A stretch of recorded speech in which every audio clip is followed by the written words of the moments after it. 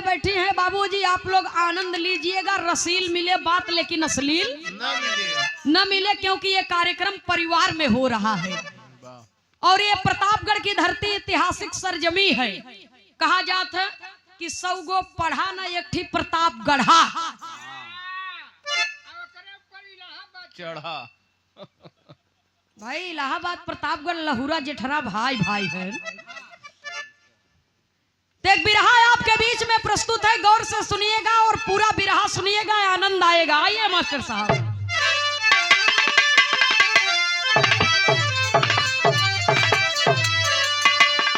ये गाना जब आखिरी होए लागे तब वही रहुआ सुनाई दे, तरी धीर धरे रह। कैसे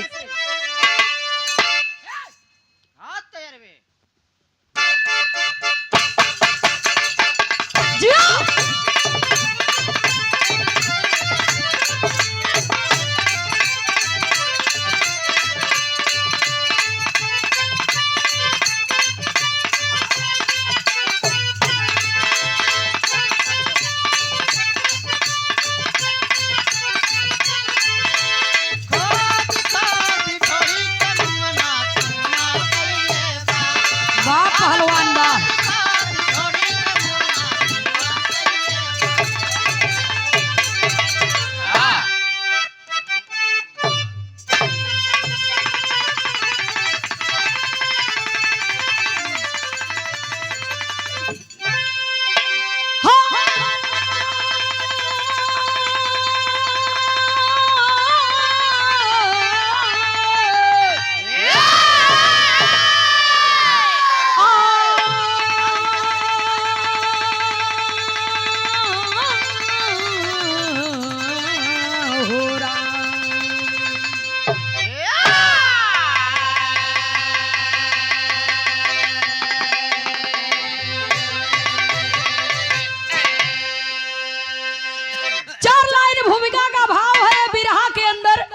नया पुराना शब्द।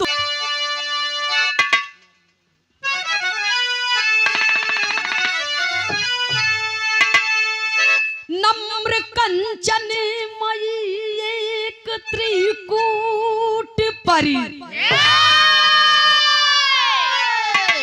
सिंधु चारों तरफ से सुरक्षा करे।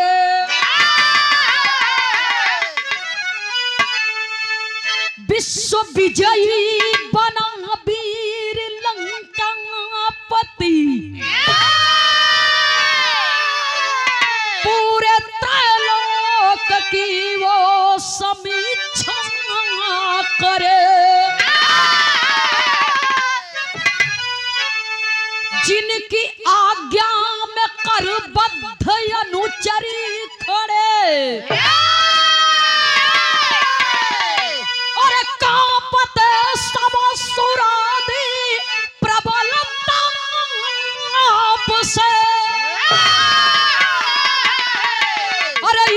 यमराज भी सब इबादत करे। गर्व करने लगाया पहिया आपसे,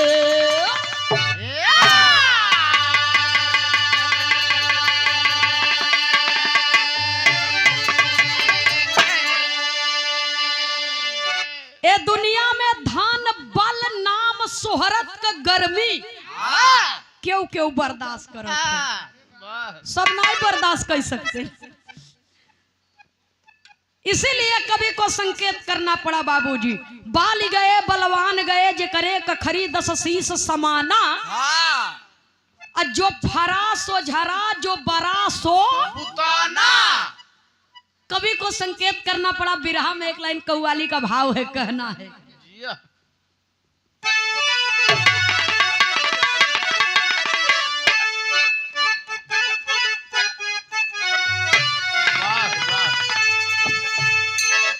उठो नमाजी नमाज पढ़ लो,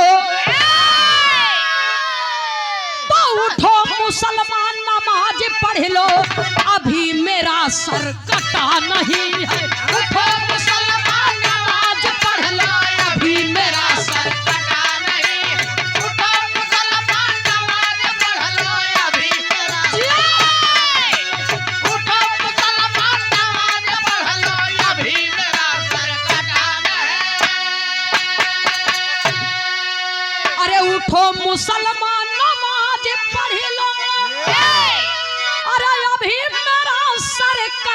नहीं है। और जैसी शहादत दिया हुसैन ने, तो जैसी शहादत दिया हुसैन ने वैसा कोई दिया नहीं।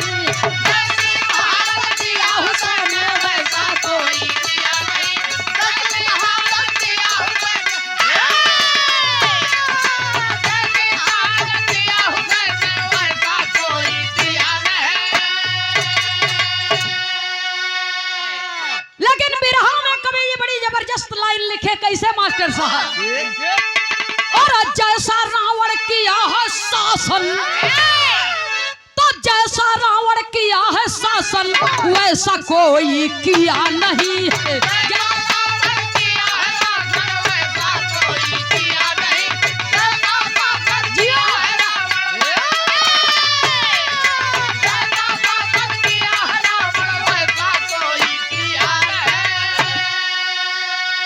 अरे जैसा रावण किया है शासन तो वैसा कोई किया नहीं है। अरे जैसा शिव का किया है पूजन, तो जैसा शिव का किया है पूजन वैसा कोई किया नहीं।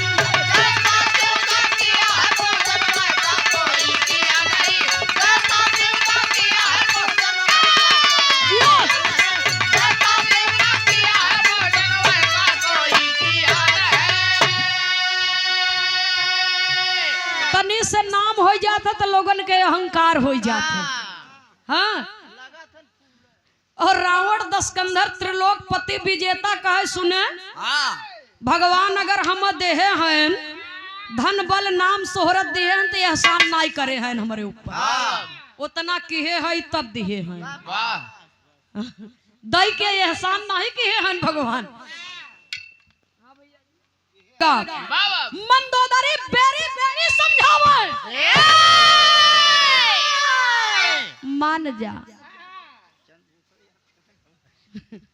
मान जा, न मनबा तो कौनो दिन अपने खोदले गड्ढा में स्वयं गिरब।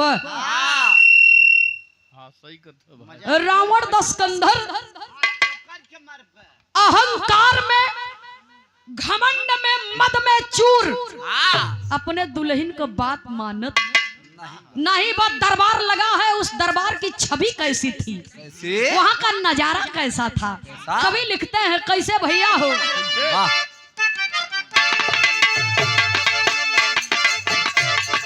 जियो जियो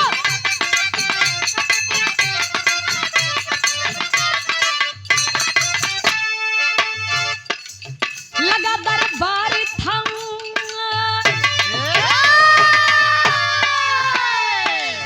लगा दरबार था सब वीर भाव में साजे, लगा दरबार था सब वीर भाव में साजे, नर्तकी नाचती थी पांव पायलिया बाजे।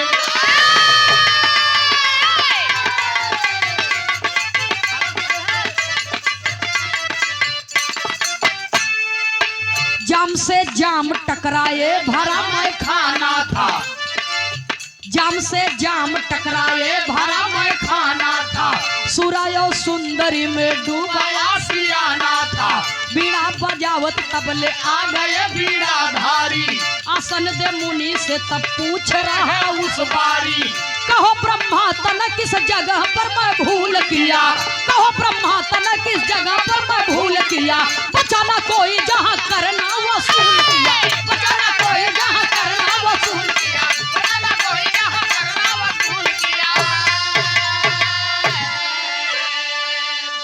जाम से जाम टकराए भरा मैं खाना था, सुरायो सुंदरी से डूबा आसियाना था। तब तक देवर्षि नारद जी पधार दिए, रावण दशकंधर उच्च आसन दे करके सम्मान किया, स्वागत किया। प्रमोद यादव घाटम मुखमंडल मुरझाया हुआ है रावण दशकंधर का। क्या बात है देवर्षि, मेरे स्वागत में कोई कमी हो गई क्या, मुझसे कोई भूल हो गई? अरे मैं रावण हूँ, रावण। इस आपका मुखमंडल क्यों मुरझाया हुआ है?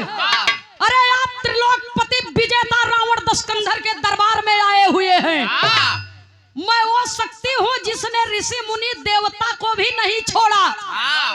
और जहाँ पर कर न वसूल किया हूँ, जे मान सम्मान से दे दिए तो ठीक बात, जे नहीं दिए तो के जान से मार दिया। आप एक महाबली राजा के दरबार में आए हैं। नारद बाबा कहाँ है? महाबली अपने आप के बहादुर समझत हुआ, अपने आप के बड़का पहलवान समझे थे। अरे धिक्कार बा रावण तोरे जवानी पर, तोरे बहादुरी पर। हाँ ढोरा पर घून लग जाए जवानी में। सुनने वाले बाबूजी, नारद जी कहते क्या है रावण दशकंधर से? बिरहा में एक लाइन बड़ा बेजोड़ तर्जबा कोनो दुल्ही अपने दुल्हा से कहे कि कतौ हिया जिला घूमत है, कतौ हुआ जिला घूमत है, कहूँ हुआ जात है, कहूँ हुआ जात है। ठाड़ बांधे है कि हम बड़का धुरंधर हई, चल के हम के कतौ घुमाए दे। आरा पटना दूर बा, चला हो राजा चले बनारस, आरा पटना दूर बा। लेकिन बिरहा में कवि को संकेत करना पड़ा, कहना है बाबूजी, नारद का बज गयल सितारा, नारद का बज गयल सितारा, इनके बढ़ल गरूर बा। नारद का बज गयल सितारा, इनके बढ़ल गरूर बा। नारद का बढ़ गयल सितारा, इनके बढ़ल गरूर बा। विश्व विजय के झंडा खाली झूठ तू लहरावेला, विश्व विजय के झंडा खाली झूठ तू लहरावेला, विश्व विजय के झंडा खाली झूठ तू लहरावेला। सारा जग जीता है भले ही अवध के जीत न पावेला, सारा जग जीता है भले ही अवध के जीत न पावेला, सारा जग जीता है भले ही अवध के जीत न पावेला। अरे ई सपना मत साजे बबुआ, बहादुर रावण नारद जी कहते हैं, ई सपना मत साजे बबुआ, टूटे जवन गरूर बा। ई सपना मत साजे बबुआ, टूटे जवन गरूर बा। ई सपना मत साजे बबुआ, टूटे जवन गरूर बा। कह सुना, अपने आप को त्रिलोकपति विजेता कहते हैं, शर्म नहीं आती आपको?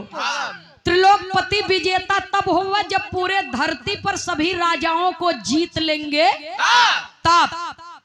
अब वही एक राजा बाकी है, अयोध्या का राजा दशरथ, जाए के वो नहीं से लड़ी ले, जीत के चला आवा, हम तो है त्रिलोकपति विजेता मान ले। इतना बात सुना रावण दशकंधर तो चला, बिरहा में तर्ज बदली मास्टर साहब। मानव का दीदार होता है, दर्शन होता है। बहुत बहुत आप सबको सादर प्रणाम करती हूँ, नमन करती हूँ। सुनाई वाले बाबूजी, बिरहा में एक लाइन तरज का भाव है, कोनो दुल्हन के दुल्हा विधायक होई है। विधायक? हाँ, सच्चा की मने मने मने मने होते त जवन निशान बा ओके न पहुते। विधायक हो के जानत हो के काम मिला रहा। ये तर्ज में भाव है, कैसे मास्टर साहब? एक जमाना रहा ये ननो तर्ज का जलवा रहा, और तबो एकर जलवा रहा। अब भी ये गीत गाई जाए तो कोनो से हल्का नहीं बा। कैसे मास्टर साहब? वो दुल्हनिया कह रही खुशी में,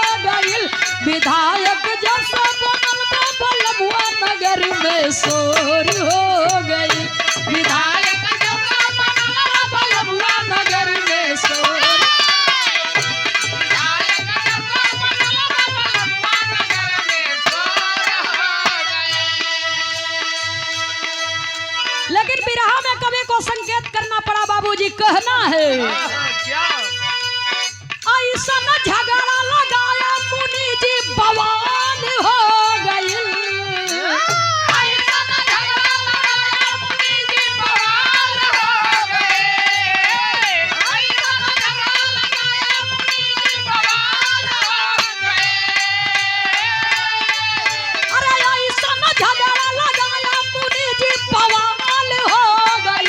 क्रोध में पागल भइल सकंदर नयनवा लाल हो गई। क्रोध में पागल भइल सकंदर नयनवा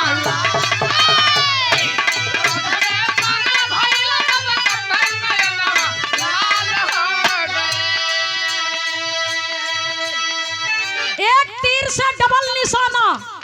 देवर सिंह नारद जी झगड़ा लगा दिए बाबूजी। रावण दशकंधर के मन में आग लग गई कि मैंने पूरी दुनिया को जीत लिया। ये दशरथ क्या चीज है। लेकिन नारद जी चले तो हुआ क्या। लंका से चली के नारद अवध में आए। लंका से चली के नारद अवध में आए। लंका से चली के नारद अवध में आए। दशरथ से जाके सारी बतिया बताए। दशरथ से जाके सारी बतिया बताए। दशरथ से जाके सारी बतिया बताए। अरे सुन के बतिया निपट के खुनवा लाल हो गई। सुन के बतिया निपट के खुनवा लाल हो गई।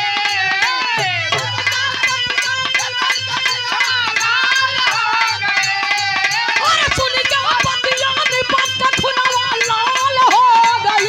क्रोध में पागल भइल सकंदर नयनवा लाल हो गई। क्रोध में पागल भइल सकंदर नयनवा जियो। क्रोध में पागल भइल सकंदर नयनवा लाल हो गई। रावण दशकंधर अहंकार में चला। अहर रावण के पहुंचे के पहले ये बताया जाता है बाबूजी की मन की गति से भी तेज चाल थी नारद जी की। देवर्षि नारद जी अयोध्या में पहुंचे, सारी बात महाराज दशरथ जी को बता दिए कि रावण लड़ाई आवत, बस सावधान हो जाए। एकदम अलर्ट मोड में रावण लड़ने के लिए आ रहा है, सावधान हो जाइए। महाराज दशरथ जी अपने कुल देवता सूर्य देवता से प्रार्थना करते हैं कि मेरे पूर्वजों की लाज आपने हमेशा बचाई है, आज मेरी भी लाज आपके हाथों है। क्योंकि देवासुर संग्राम में मैंने देवताओं की मदद की है, आज कर्जा चुकावे का वक्त आई गया बा। तो देवता लोग महाराज दशरथ का मदद कैसे करत हुए। ठीक बा नंदनी, अब जाए थोड़ा कई बाकी बा। सेवा में श्रीमान मनोज यादव उर्फ रामू मोहम्मदपुर की पावन सरजमी से आप श्रीमान जी की ओर से 101 रुपया दे करके सम्मान किया गया है। बहुत बहुत सादर नमन, आशीर्वाद की कामना। जय श्री कृष्ण। कवि को संकेत करना पड़ा, बिरहा शैली में टेरी के भाव में लिखना पड़ा। कैसे भैया हो।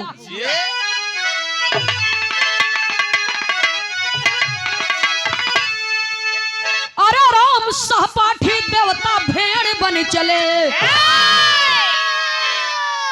बाबू सहपाठी देवता भेड़ बन चले। अब दशरथ बने गड़ेरिया लिए बांस की काठी। अरे हो काठी, अरे हो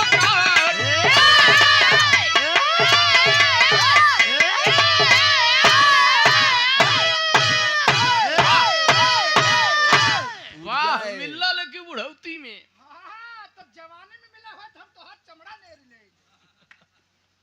और काल दिन की जौनपुर चलाई के बाद आई जान ली है, अगर ई गड़बड़ा उनकर चमड़ा बाद में नेरबे। पहले तोहरे चमड़ा से मिलाए। अगर ढोल फूटे तब पाए हाथ दूसरा चमड़ा मारा भाई को। हाँ दूसरे के नया हायु तब का तोहरे चमड़ा से छवाई बा ढोल। भैया हो दशरथ बने गड़ेरिया लिए बांस की काठी रे सपाठी देवता भेड़ बन चले। देवता लोग बाबूजी भेड़ हो गए, कुल भेड़ा बनी गए। घबरा जिन बकरा नहीं ऐसा जिन बोले नहीं गलती हो जाए। हाँ वे रोजा चलता नहीं कट जावे बच्ची भैया इनका भेड़ा ही भेड़ा के लेबन करे अंडू बा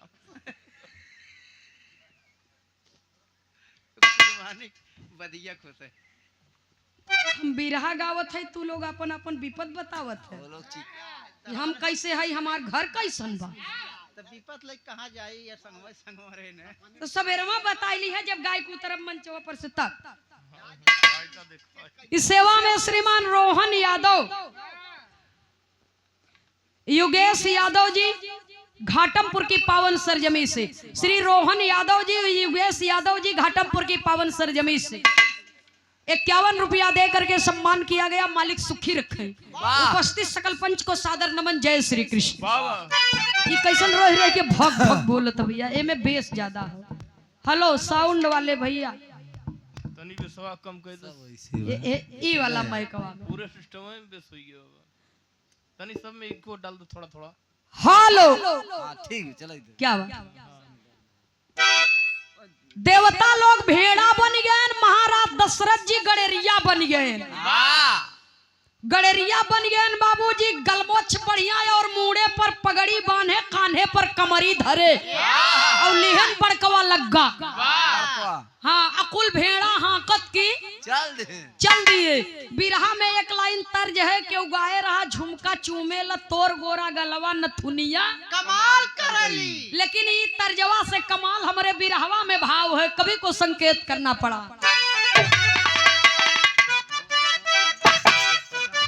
जिया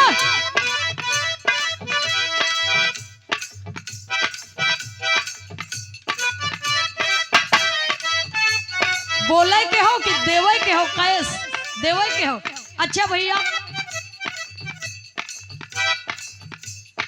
ये हाँ यही है, यही है, यही है। 200 रुपया मोबाइल पर डाले हैं हमारे भैया जी। तो कहते हैं नगद हमारे नहीं ना, हम मोबाइल से मोबाइल पर डाल देते हैं। 200 रुपया कैश में देगा। बहुत बहुत सादर नमन है आपको। दे दे भैया। रावण दशकंधर गड़ेरिया रूपी महाराज दशरथ को बाबूजी जब आमना सामना हुआ रास्ते में तो होता क्या है। रावण पूछे जाई, रावण पूछे जाई अवध के नगरिया डहरिया बता द भैया। रावण पूछे जाई अवध के नगरिया डहरिया बता द भैया। रावण पूछे जाई अवध के नगरिया डहरिया बता द भैया। ए पाल भैया तनी रुका रुका रुका रुका रुका। गड़ेरिया रूपी महाराज दशरथ कहा कि क्या बात है। रावण दशकंधर कहा अयोध्या जाब राजा दशरथ जी से मिले तनी रास्ता बताए देता। तब गड़ेरिया रूपी महाराज दशरथ जी कहते हैं क्या भेड़ चेरा वैया हम जाने नहीं पूछहु।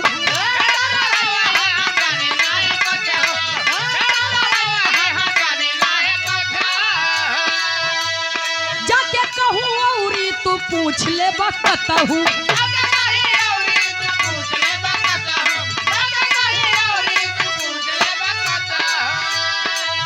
कहता दस कंधर तोर भाई मौरिया डहरिया बता द भैया। कहता दस कंधर तोर भाई मौरिया डहरिया बता द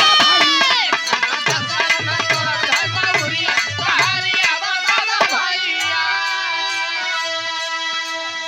महाराज दशरथ कहा हम हई जात का गड़ेरिया गंवार मनई है, एड़ा भेड़ा चलाए के चराई के अपन पेट पर्दा चियावत है, खियावत है बाल परिवार के। अरे जाए के कोनो बढ़िया बुद्धिमान वीआईपी मनई से पूछ ले।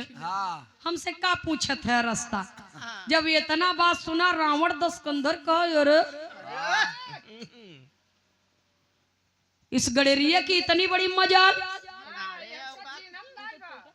इस गड़ेरिया की इतनी बड़ी मजाल, वाह मुझे इनकार कर रहा है। वाह सुन करके बात गड़ेरिया के, सुन करके बात गड़ेरिया के रावण का खून उबाल किया और उठ गई भुजाया बीसो है, तब अपनी आंखें लाल किया। जिस पथ से आगमन हो मेरा, जिस पथ से आगमन हो मेरा, झुक झुक सब शीश झुकाते हैं और संकेत समझ करके मेरा बिन पूछे राह बताते हैं। मैं लंकापति दशकंधर हूँ, गड़ेरिया रूपी महाराज दशरथ कहाँ, कौन लंकापति दशकंधर यार? कहाँ कहाँ लंका कहाँ बा? और हिया का ले आई है। जब इतना बात बाबूजी सुनता है रावण दशकंधर, कह तेरी गुड़ेरिया के, अरे जौने रास्ता से हम गुजर जाई था, हमार संकेत समझ के सब रास्ता बताई देती हमके। मैं त्रिलोकपति विजेता रावण दशकंधर हूँ, गड़ेरिया रूपी महाराज दशरथ कहाँ रुका? हम जा रखिए आवे तो हमें लगे तब बताई तो है। बिरहा में एक लाइन तर्ज का भाव है मास्टर साहब, कहना है बिरहा लाइन में एक गीत गाई गई, बक्सर जिला भोजपुर यारा के आगे पटना, बतावा ड्राइवर बाबू किराया लेबा कितना? अब बैठ जगोरी बोनट ऊपर, भीड़ बहुम्मी हुम्मा, किराया का तू देबू बस दे दी है एक चुम्मा। चाहे 500 भाड़ा हो ना ले। हाँ बस वो है कम। लेकिन ये आज की गीत नहीं है। हाँ ये कई बरस के पहले हमारे इलाहाबाद प्रतापगढ़, हमारे भारत देश की माताएं बहनें गाँव कब, जब जेठ बैसाख वाली गर्मी वाली लगन पर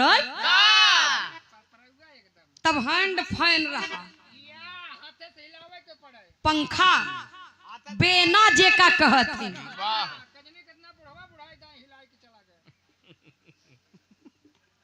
काहे ओनकर शरीर न हो, उन्हें नाई गर्मी लागत रही, कूलर पंखा एसी की व्यवस्था नहीं रहा, बुढ़वा जवान सब बेना हूं कई गर्मी में, तो दुल्हन दुल्हा घराती बराती एकदम पसीना से तरबतर। तब मतारी बहन लोग गावे, का गावे?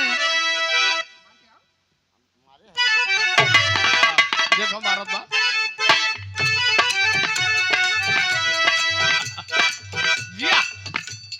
सास बोले कड़वी बोली,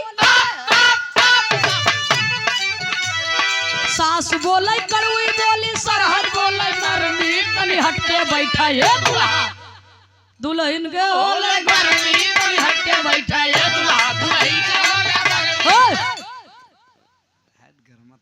वाह, ये सूरदास जी को स्पेशल रही पावर ब्रेक। अब कई जिला में कलाकार कम से कम नकल कर रहे हैं, ये बहुत बढ़िया बात बा। सुनने वाले श्रोता सज्जनों, लेकिन हमारे बिरहवा में भाव बा, क्या? लेकिन बिरहा में कवि को संकेत करना पड़ा। बाबा कैसी? गड़ेरिया रूपी महाराज दशरथ ललकार दिए रावण दशकंधर को, यार आवा पहले अब हमसे निपट ले, तब जवन कहबा वो करब। क्या कहते हैं? क्या? हम तब प्रजा है अवध का,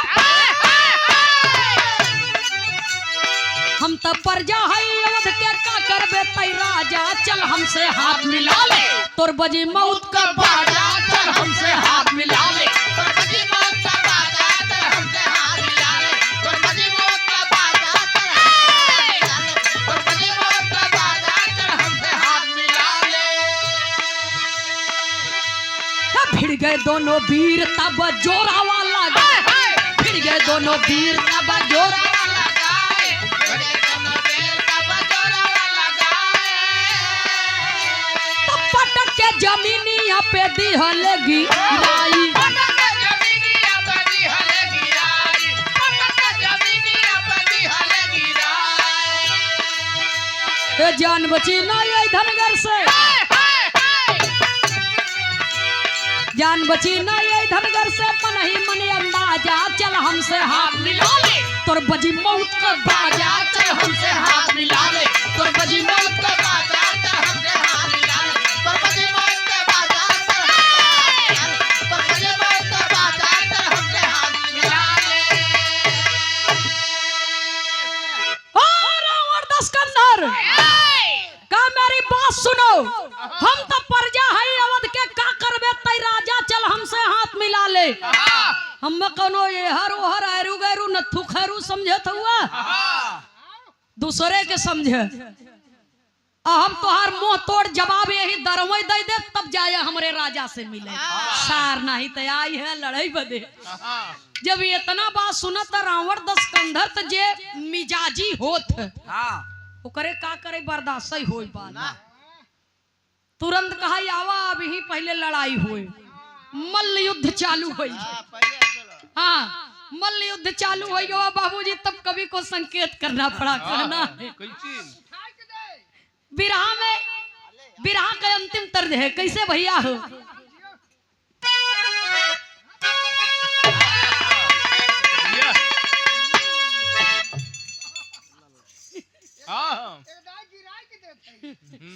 भैया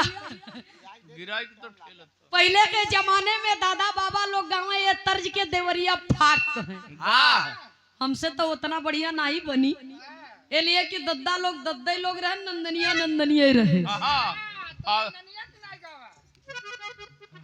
कोनो एक ठे दुल्हन के दुल्हा बड़ा कूदे फादे बड़ा कूदे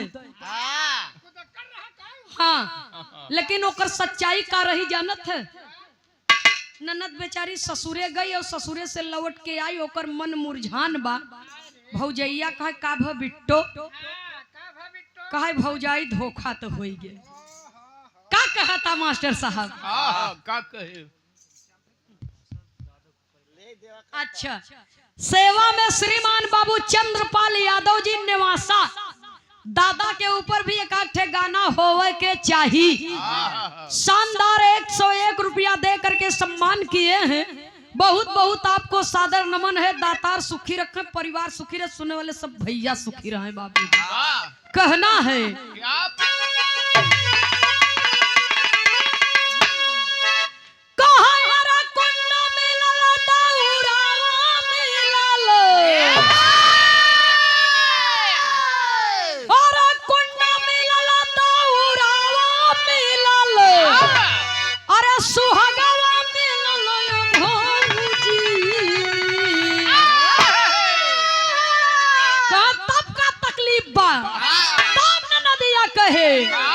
औरतिया से जरिया पे निदियो नयावे मऊगवा मिलल ये भाऊजी रतिया से जरिया पे निदियो नयावे मऊगवा मिलल ये भाऊजी रतिया से जरिया पे निदियो नयावे मऊगवा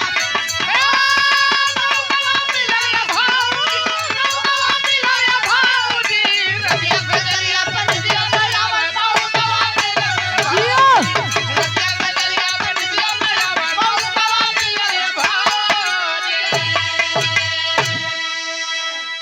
हमरे प्रयागराज में फूलपुर सोराव के बीच में एक ठे धाम हो मजार हो जहाँ जेकर नाम हो सिकंदरा रौजा बड़ा मशहूर स्थान बाबू तो कोनो दुल्हन अपने दुल्हा से कई गुना चालाक रहे जानो था दुल्हिया का करे और दुल्हवा का करे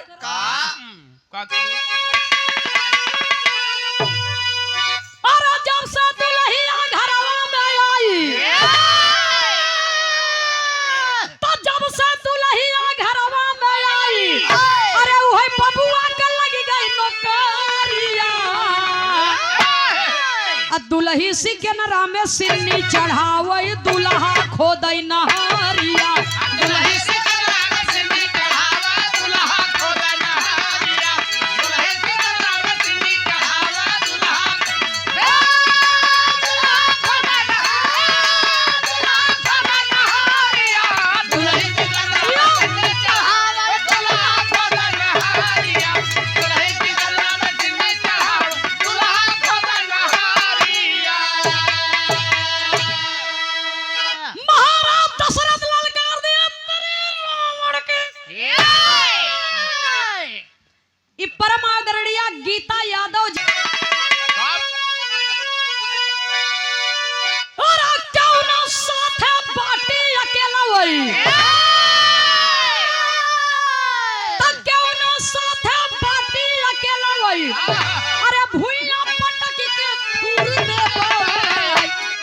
ज्यादा अगर बतियैबा ये भैया लगा के हुरवा हुर दे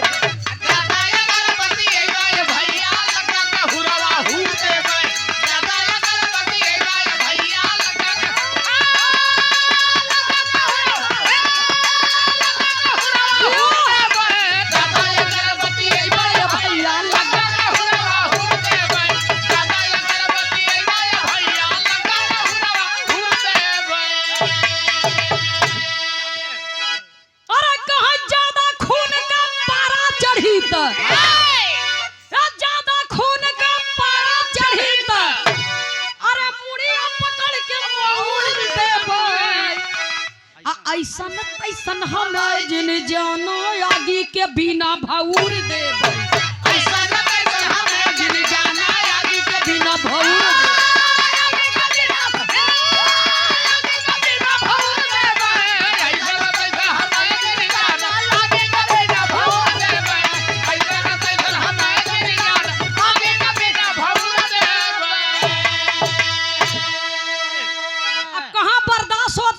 जी दोनों जने में हाथा पाई चालू बा तब पोपट के लाइन में लिखना पड़ा कैसे भैया हो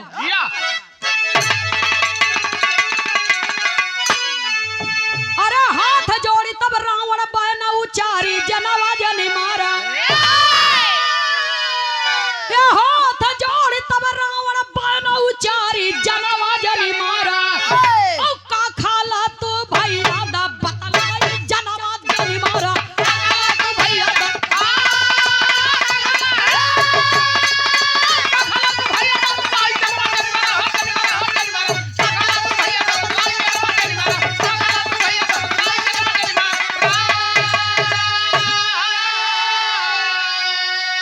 अरे मनसा हो और यजमाला कहले अवध का वसिया हो हम तो रोज खाई ला यही भेड़वन का मसिया हो अरे हाथ जोड़ी रावण बोला ललचाई जनवा जनी मारा औ यही से ताकत तोहरे बा सवाई जनवा जनी मारा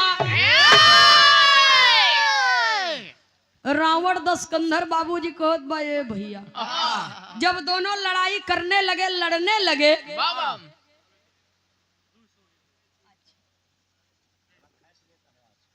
अरे ठीक है ये सम्मान है मान है भाई हाँ कैश लेना देना ये मान सम्मान की बात है अरे ठीक है आई राजा से होए तू प्रजा है या काहे बदे परेशान है हाँ जब इतना बात बाबूजी सुनते हैं गड़ेरिया रूपी महाराज दशरथ जी कहा ये पहले बोले के चाहिए ना हाँ तब तो ताव देखावत हुआ ताल ठोकत हुआ कि मैं रावण हूँ रावण अब यही से अंदाजा लगा ला महाराज कि तू रावण हुआ हम अपने राजा का प्रजा है जब हमारे हाथ मिलाए तुम्हारी गतिबा और जब हमारे राजा के लगे पहुँचब तब तुहार कवन गति होए पट्टी टटील हो जाई पैजामा पहिरे रहा होए भाई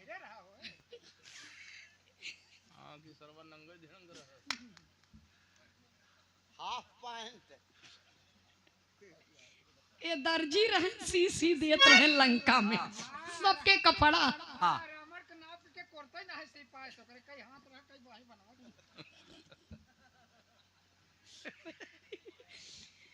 सुनने वाले श्रोता सज्जनों कवि को संकेत करना पड़ा आला के लाइन में लिखना पड़ा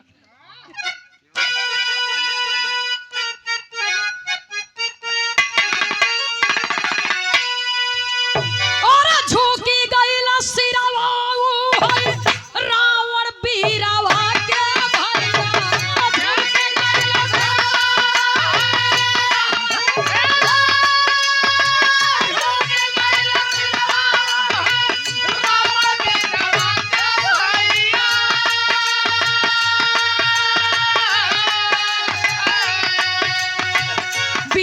भूजावा के जोर नहीं हो जाना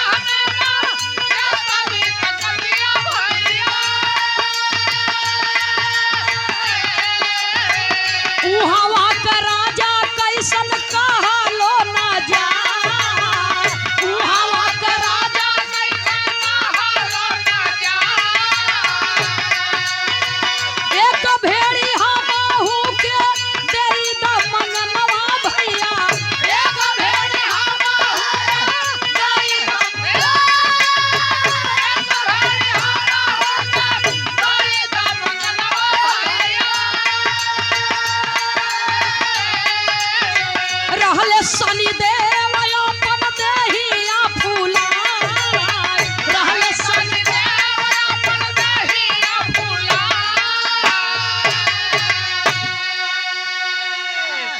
रावण दस्कंधर कहा, अरे पाल भैया का खात है यार तोहरे इतना जोर बा।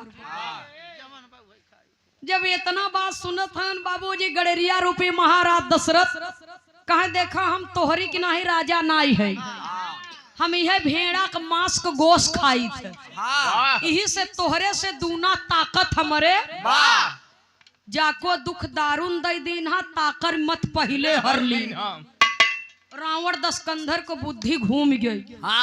कहे भाई साहब एक हमहू के भेड़ा दई देते, भेड़ा चमन प्राप्त, कहे एक भेड़ा दई देता, जा लंका में एक एक कटवाए के गोश्त बनवाए के खाए के तब आओ राजा से तोहरे लड़ाई करे। जब इतना बात सुनत हन गड़ेरिया रूपी महाराज दशरथ कहे, सरवा अब्बो ना मानत हो। कहे जा भाई मांग मरब एक होत है, जब मांग ली है तो जान ले तोहर मौत ही हो गई। जा मुरब्बा बनवाई ले मांग मरब एक होता, हम का देई जाए अपने मन के बेराई ले। और जब गए भेड़न के झुंड में बेरावई बदे,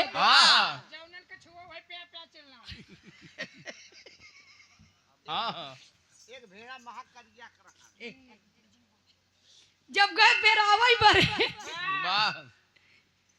तो ऐसे जैसे ही हमारे सूरदास जी हैं, ऐसे तैयार रहा। हम तो का भेड़ा नजर आवत है। शरीर तो इसे लागत बा। सुनई वाले बाबूजी ऐसे बरियार मजबूत एक ठे भेड़ा वही भेड़न के झुंड में ओके रहन शनि देव। देवता भेड़ बन कर आए थे, वही में शनि देव रहन। लागे ना अपन देह फुलावे ओ जो पिठैया यार, अंदाजा ही लगा कि पिठैया टोए लगा। जब देह फुलावे लगा तो शनि देव अपन देह फुलाने लगे तो रावण दस्कंधर शनि देव को पकड़े। ओके का पता कि हम का पकड़े है अपन काल ले जात है। ओके का पता बा कि भेड़ा के बाबा सिर पे करने ले जाए। सिंघाड़िया भेड़ा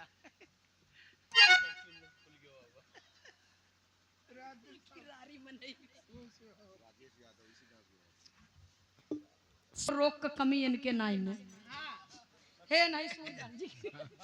हाँ सब कुछ एकदम भरा जरा बा, कोनो चीज के कमी ना, कोनो रोग के कमी नहीं बा। हां कमी बात सिर्फ एक ही चीज की। अब ओका तोपलम रह दे भैया पानी में रह के पानी से बह। ऐसन बा केहू दोस्त है न कर दोस्त खुदई बा। जल बीच धोबिया मरा ता पियासा। हाँ हाय जलवाई में भा लेकिन पिए नहीं पावत है। सुनई वाले बाबूजी रावण दस्कंधर भेड़ा रूपी शनि देव को पकड़े अब पकड़े सब पकड़ के लेके चल दिया। गड़ेरिया रूपी महाराज दशरथ आवाज दिए कि आ रावण रुका रहे भाई रुका रहे। कहाँ काब कहाँ ये भेड़ा तो ले लिए है, लेकिन एक बात याद रहे जौने दिन ये भेड़ा के गर्दन कटाई वही दिन से तोहरे विनाश का दिन प्रारंभ हो जाई, तोरे विनाश का दिन चालू हो जाई। रावण दस्कंधर का अहंकार तब्बो नहीं टूटत बा। कहा ये भेड़ा का कौन औकात बा, इनका ले चलते अब काटप की इनके हाथ है हमार को और विनाश होई। बिना मसाला के सुनने वाले श्रोता सज्जनों कवि को लिखना पड़ा कहना है। खड़ी के भैया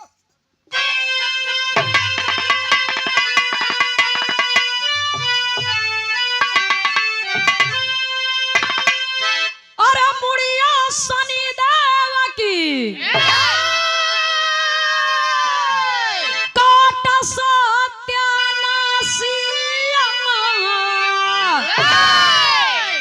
मुड़िया शनि देव की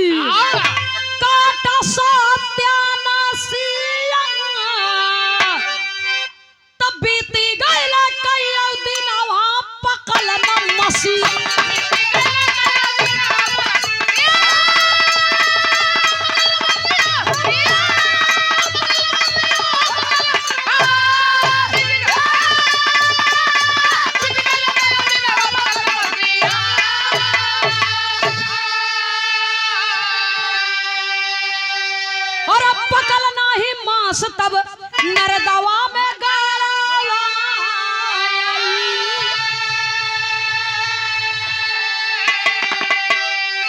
लंकावा जरावा जब गइल कपिराई।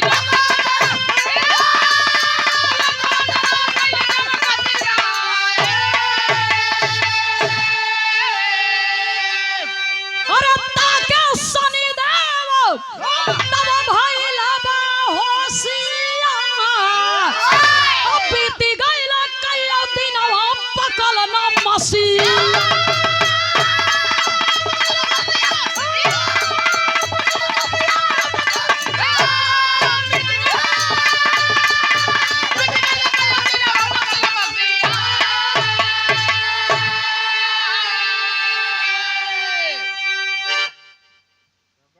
लंका में पहुंचा रावण दशकंधर।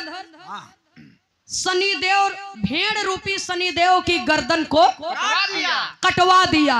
मैंने पहले ही कहा कि जाको दुख दारुन दई दीन्हा ताकर मत पहले हर लीन्हा। रावण भेड़ रूपी शनिदेव की गर्दन को कटवा दिया। अब लगा बटुआ में चुरवा हुआ, लगा चुरवा हुआ बाबूजी। और कईयों दिन बीत गए, चूरा नहीं, कईयों दिन बीत गए बाबूजी, लेकिन वो मांस तनिको टेघरत नहीं बा, चूरई के नाम ही नहीं लेता। ठोहराई गई बा। हाँ, पानी अम्मन के सूख जाता, फिर से पानी डलवाई देता, लेकिन वो चूरत नहीं बा। गुस्सा ये रावण दशकंधर गुस्सा के कहा गए ऊपर पर भेड़ा का मांस गए ऊपर पर दशरथ। हाँ, सोच रहा है कि टाइम आई तो बदला लेबे करब, ना आई तो हम देवी देवता के ऋषि मुनि लोगन के अपन चाकर तो बनौले है। वही रावण दशकंधर बाबूजी क्रोध में आ गया। अब बटुआ सहित मांस के जहां नाला बहत रहा नर्दा में गड़वाई दिहे, उल्टा कई के उ पाथर धई के दबवाई दिहे। पकल नाही मांस तब नरदवा में गड़वाई। लंकवा जरावई जब गए कपिराई। समय आया वन के बीच से मां जानकी का हरण किया। और अलग अलग वेद पुराण में अलग अलग कहानियां मिलती हैं। अभी हमारे त्रिभुवन भाई जी ने एक बात कहा, यह सच्चाई है कि जो गोता लगाएगा वही पाएगा। जो जितना गोता लगाएगा बाबूजी वही था पाएगा, वही मोती को पाएगा। हाँ, जब जितना पढ़बा उतनी जानकारी होए। 4 वेद 6 शास्त्र 18 पुराण रहा। अब 18 चौक 72 हो गया बा। अबे 73वां निकले वाला बा। एक ठे गीता प्रेस गोरखपुर से रोज निकलते बा। हर पुराण में अलग अलग बात मिलत है। रावण छल कई के सीता के लई आई रहा, नकली भेष बनाई के, और यही बारे नकली सीता ले आई रहा। लेकिन असली सीता जानत कब गई रही लंका में। महारानी मंदोदरी रावण से विनती करे रहन कि हमार बिटिया सीता हमारे दामाद राम की और लक्ष्मण सहित हमारे महल में बोलावा, प्रेम से भोजन करे बदे, और हमार असली बिटिया आवे चाहे, नकली नहीं। हाँ, असली बिटिया हमार सीता आवे चाहे लंका में। तो उसी समय बाबूजी सीता जी को लेकर के स्वयं राम लक्ष्मण गए थे भोजन करने के लिए मंदोदरी के बुलाने पर। हाँ, कहा खाली हाथ चला, कुछ लेके जिन चला कौन वस्त्र सच बाण चोराय के लेके गए रहन। जब पता मिल गई बाबूजी तो मेघनाथ फेंक दिए, वही शक्ति बाण हो गया जो लक्ष्मण के लगा रहा।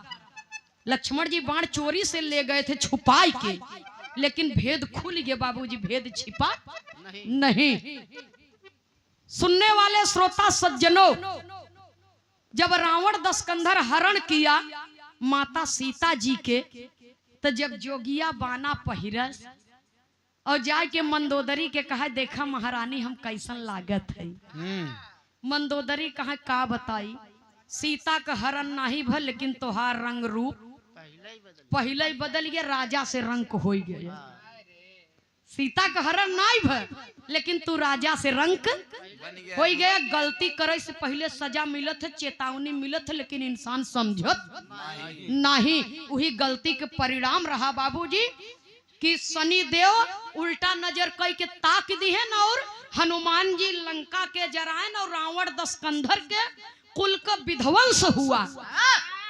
लंका जल करके खाक हो गई।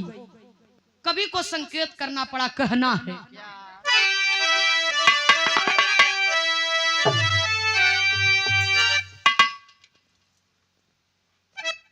मेरे बिरहे का शीर्षक था बाबूजी की अहंकार जो करेगा हृदय से, धन बल नाम शोहरत का अहंकार जे करी उसका विनाश होना तय है। किसी न किसी बहाने से, किसी न किसी समय पर भगत की लज्जा बचाने के लिए भगवान को इस धरती पर आना पड़ता है।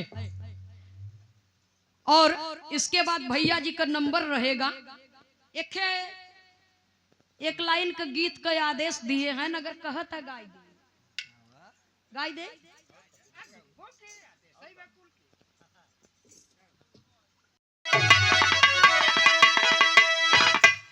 चमड़वई पर मरी गई दुनिया, ब्रह्मा अजब बनाए कारीगर यसगुनिया। चमड़वई पर मरी गई दुनिया,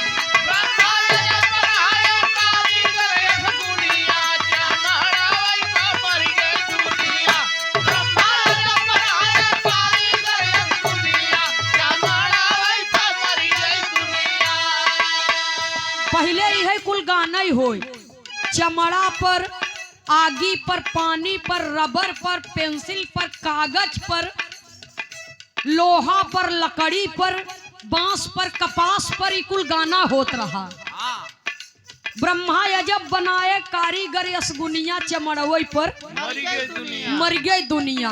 और यहाँ पर पता नहीं कजनी कई हजार रील बनी, वो हम खुद ही नहीं जान पावत। चमड़ई गावई, चमड़ई बजावई, चमड़ई तान मिलावई, चमड़ई गावे, चमड़ई बजावे, चमड़ई तान मिलावे, चमड़ई गावे। का बा? हम कहा था चमड़ई गावई, चमड़ई बजावई, चमड़ई तान मिलावई। ई लोग कहा था चमड़ई गावई, चमड़ई बजावई, चमड़ई तान मिलावई। तो हम सब खराब कहा थे का? हम और सब सही बोलत है। च माने चमड़ा, म माने मांस, आ माने अस्थि हड्डी, और र माने रक्त। इस सबके शरीर में बा। जीव हो, जंतु हो, पशु हो, पक्षी हो, नर हो, नारी हो, सबके अंदर बा। चमड़ा, मांस, हड्डी, खून सबके अंदर बा। अब बाजू से त्रिभुवन चमार हो गए।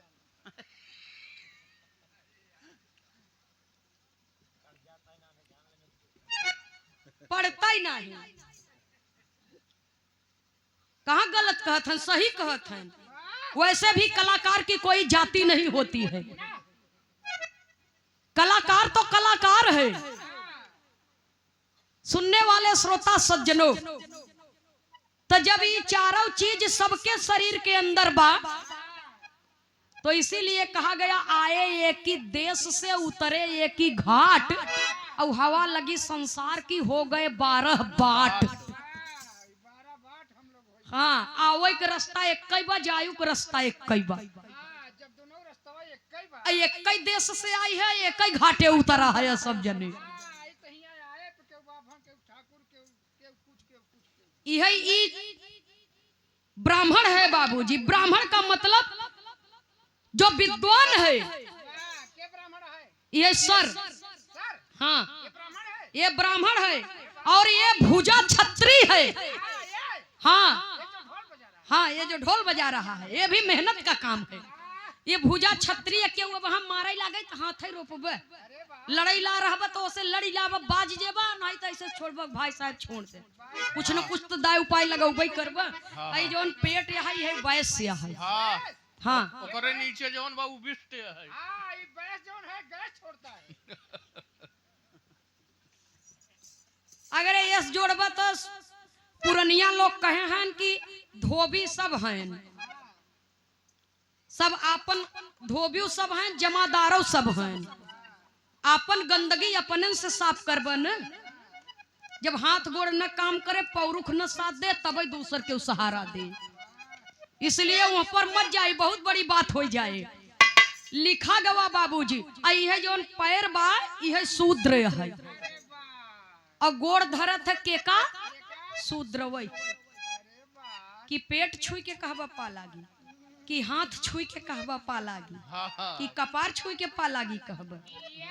कजनी के तने कमर पर से अब जाना तू। हाँ अब खाली वह पेट के नीचे खाली छुआ थे। वो बेवकूफ हैं, भैया पा लगे, भैया पा लगे। वो मूर्ख हैं, उनकरे अंदर विद्वता नहीं, शिक्षा नहीं न। सुनने वाले श्रोता सज्जनों, हम सच्चो कहत है। तो कवि को संकेत करना पड़ा, ये भी सही कह रहे हैं और गाना भी सही लिखा गया है। चमड़ई गावे, चमड़ई बजावे, चमड़ई तान मिलावे।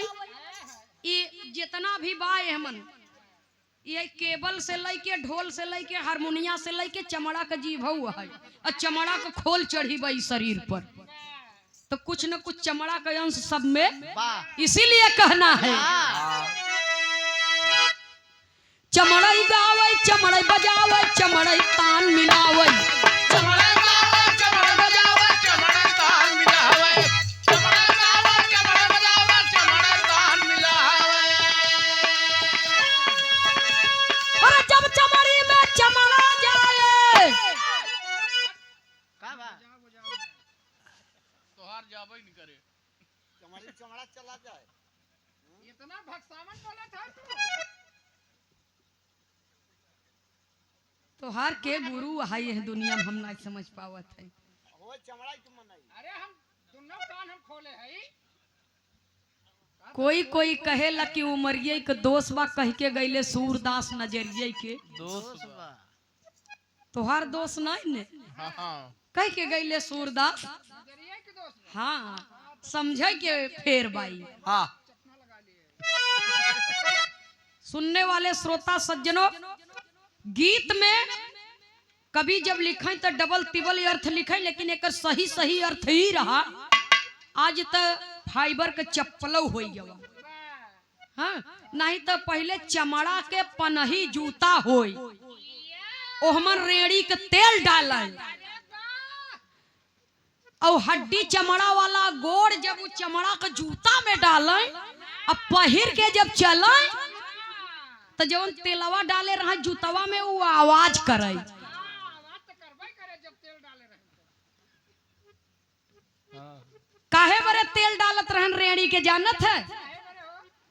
कड़ुआ तेल डाले अक्सर रेड़ी के तेल हमें भरे जूता में। पहले तो रेड़ी के डालत रहे तो कड़ुआ मिलत था। तो इसलिए ये हंसने की बात नहीं है, ये तारू से दिमाग का कनेक्शन होता है। घोड़े के तारू से दिमाग का कनेक्शन बा, जब ई तरी रहे तो दिमाग हाँ एकदम दिमाग का पूरा चारों तरफ उजाला रहे, मन जानकारी रही। अब आज देख ले हमारे लोग के चश्मा लागई लागबा, अब आधव नहीं बीती समय चश्मा लगई लगा।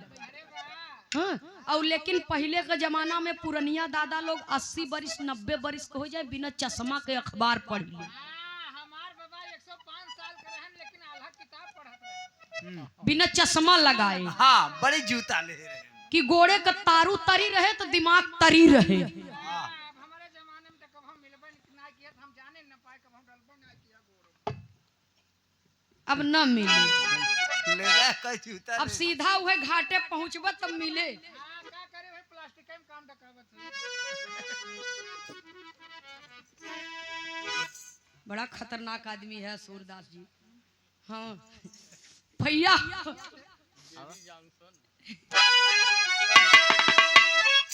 और जब चमड़ी में चमड़ा जाए तब चमड़ा सुख पावे। चमड़वई पे मर गई दुनिया, चमड़वई पे मर गई दुनिया।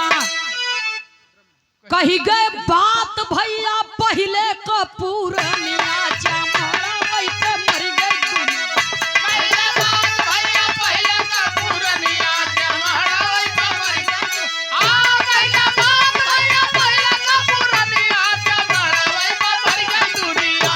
पहले बात भैया पहले कपूरनिया चमड़वई पे मर गई दुनिया। वाह भैया वाह। कही गए बात भैया पहले कपूरनिया चमड़वई पर मर गई दुनिया। मर गई दुनिया। सुनने वाले श्रोता सज्जनों, ये तो गीत का आदेश रहा और आखिरी लाइन में खानदान के परिचय के साथ में कवि को संकेत करना पड़ा। फिर एक गीत का उधर से आनंद लीजिए, फिर जैसे समय मिले देखा जाए।